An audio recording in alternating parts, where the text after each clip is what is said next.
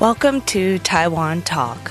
I'm Sheree Felice, and this week I am joined by Andre de Kock, the international trip developer for Big Byte Education. Listen in as we talk about the growth students experience when they go abroad.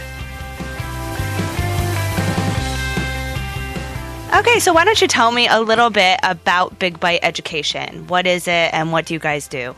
Okay, we're a language school situated in Taiwan. We've got 5 branches, mostly located in the Da'an area.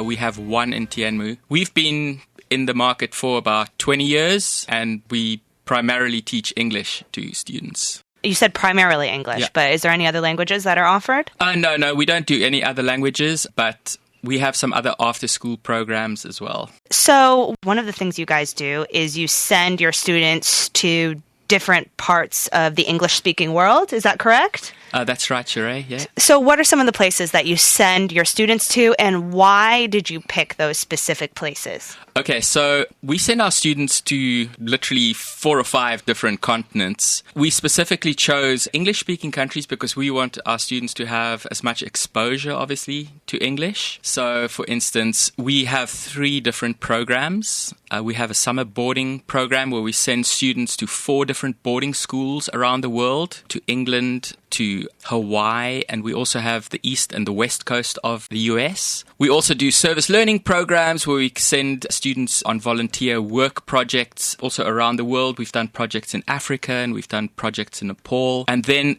we also have an adventure program, and this next year, actually, we'll be sending students to Australia and Hawaii. So I noticed that most of the programs are based around the summer. Is that true? There are some winter programs which we're really excited about. We have a program for really young students between the ages of 7 and 10. So this is a kind of a starter camp. We're doing that in Australia in January on the Sunshine Coast. We're really excited about this camp because, you know, the students will be learning how to ride horses. They'll be living on a horse ranch north of Brisbane. So that's the one camp we will be doing in January. And then we'll also have a service learning camp. We're going to Nepal, where we are helping a private school that is situated in the very remote part of Nepal. We're helping them kind of establish an education program as well as helping them actually physically build the school. So the language skill and the summer boarding programs, that's where students who sign up for Big Byte Education go to learn English, correct?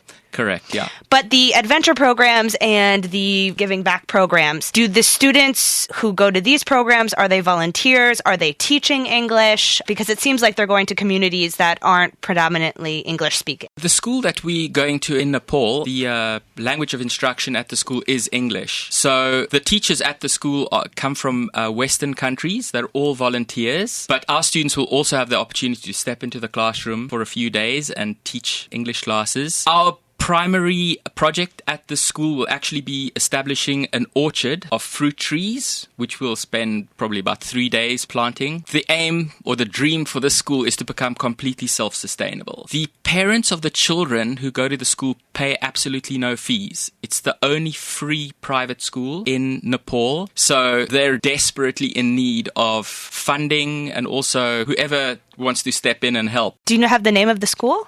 It's called Maya Universe Academy.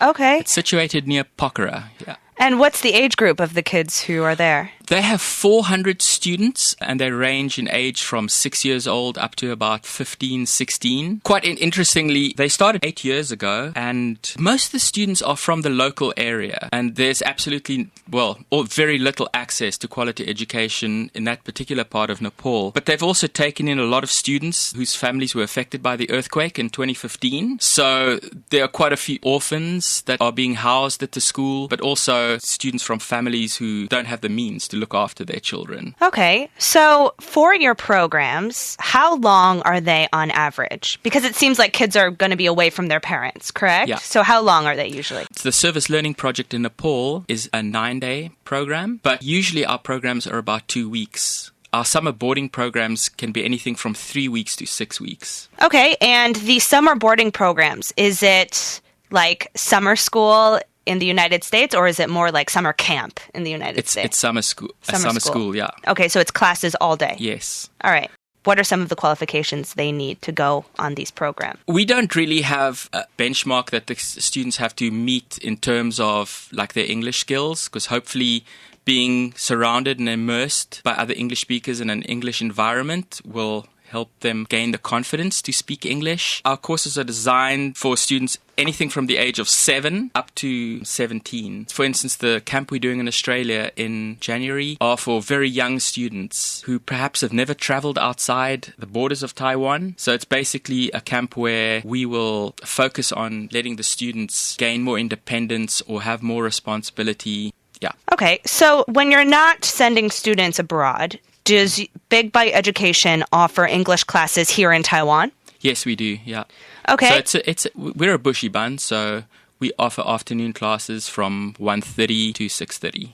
And is this private tutoring? Is this in groups? It's in classes, language classes. We follow an American curriculum. It's called On Your Way to English, and it's aligned with the Common Core curriculum in the US. So we'd like to think of ourselves as a very progressive language school, always kind of like looking to improve our product. Why did you choose the American-based program? I think it's probably because a lot of our students are looking towards studying in the US when they reach secondary school. That's part of the reason we do summer boarding programs, is to place students in schools where we think they would thrive when they reach secondary school. Tell me, what benefits do you see when kids go abroad and learn English? Okay, I've been doing these camps for maybe 15 years, and it's amazing to see the kind of growth that these students, even if it's only over a 1 week or 2 week period, what kind of growth they show. A few years ago, we did a trip to Holland where we took the kids sailing for a week on the North Sea in an old 100-year-old schooner. And these were junior high school kids. And just over the course of 5 or 6 days, they had to do everything on the ship. They had to cook, they had to raise the sails, they had to swab the decks. But the level of confidence that these kids showed at the end of this week-long, very intensive sailing program was quite astounding. Can you give examples of that? What type of growth? A lot of students in Taiwan are very sheltered, and their parents rarely give them the permission to do things, whether it's cooking in the kitchen or going on a bike ride by themselves. So these kids, after they came back, their parents said they could see a difference in the kind of basic approach to being a kid. So you would say they hone in their skills of being a kid, as I would assume that they would become more independent and grow a bit more. Yeah. Oh, okay. Yeah. So it's the second one. Yeah. Oh, okay. So what is your most popular program? At the moment, I would say probably our Hawaii program in the summer. That is also aimed at very young kids between the ages of 8 and 12. We take them to Hawaii and they do a marine biology program on the island of Maui in conjunction with an organization called the Pacific Whale Foundation. That's very popular because Hawaii is a popular destination, and that's a 2-week program. Okay. And that program is part of the summer boarding program, correct? No, that's a summer adventure camp. Okay. So we have boarding programs which are primarily academic in focus. And then we also have adventure camps, which we design and run, which it's more fun and with the kind of less of an academic focus. And what would you say is an average of amount of students that go on each trip? We've had trips where we've had 24 students, but our average, I would say, is 12. Our STEM trips, which we do to Europe as well, these are science and technology trips. We take the students around Europe where they visit universities and they do workshops and classes in institutes and museums. We would take as little as 6 students. So it depends on the kind of trip. So our adventure camps, the numbers are slightly higher. And then our STEM trips we do, it's a little bit more exclusive and we take smaller groups. And for the summer boarding programs, the ones that are academically based, are they brought to accredited universities to learn English, or is it a branch of Big Byte? No, they're private boarding schools in the US.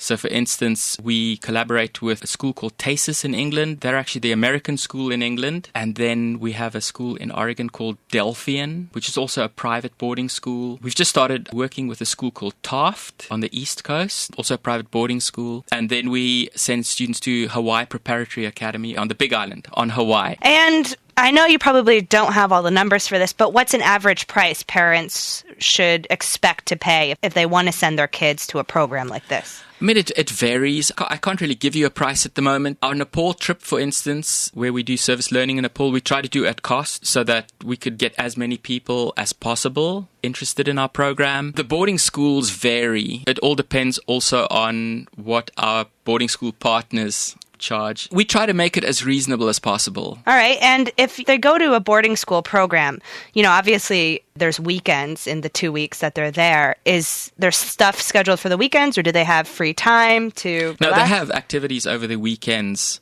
So, for instance, the students who go to TASIS in England, on the weekends they would maybe go to a West End show, they'd go watch Cats, or they might go to Stonehenge or down to Brighton. So there's a myriad of activities for them to do. And so tell me, if people want to find out more about Big Byte Education, how would they find more information? Okay, so they can go to our website, which is Big Byte Edu. I'll spell that, BIGBYTEEDU.com. And it's in English and Chinese, and they just have to go to the tab for Worldwide Education, and they'll be able to find all the details for our programs. All right, well, thank you so much, Andre. Okay, thank you, Sheree.